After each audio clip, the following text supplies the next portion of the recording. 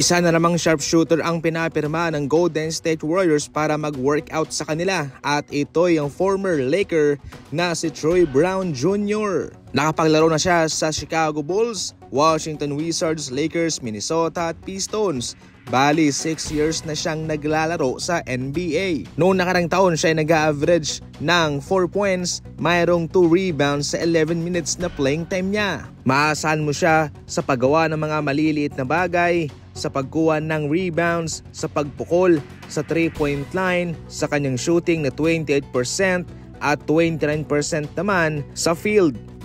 Kung si Bertans ay matinik sa 3-point line sa kanyang mabilis na bitaw, itong si Brown naman ay maasahan mo rin sa depensa. Sa kabuuan, mga player na mayroong tira sa 3-point line ang kanilang kinukuha.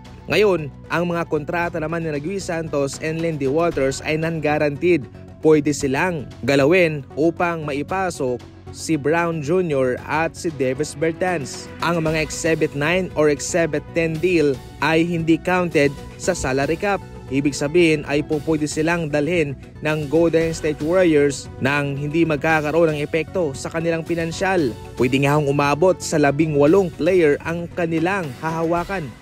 Binigyan naman ng isa pang pagkakataon ng Orlando Magic si Mac McClung na makapag-workout sa kanila. Siya ay binigyan ng Exhibit 10 deal mga idol.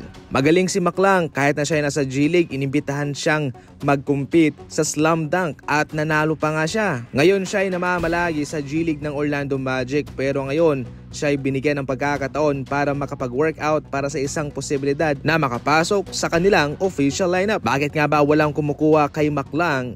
Kung tutusin magaling naman siya. Dahil nga yan sa kanyang kakayahang maglaro bilang main point guard. Yan ang naging issue niya nung siya ay nasa Golden State Warriors.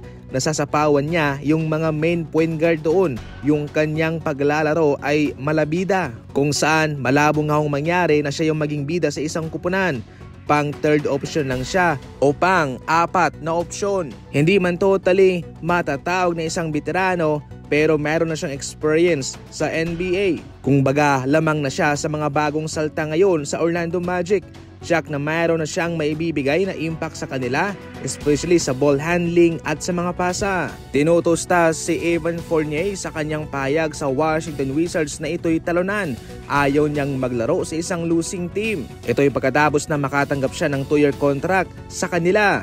Ayon naman sa mga NBA fans, grabe daw makapagsalita itong si Evan Fournier na kung tutuusin ay hindi naman siya ganun kagaling para tanggihan ang offer ng Washington at sabihan pang talunan na kupunan. Siguro pwede niyang sabihin ang katagang iyan kung katulad siya ni na Kevin Durant, LeBron, Stephen Curry o kahit na sinong NBA star. Pero maski man ang mga tao ngayon ay hindi nila masasabi yan sa isang kupunan na sabihing sila ay talunan. Para sa isang manalarong second option, third option sa NBA team, iyon ay hindi magandang pakinggan.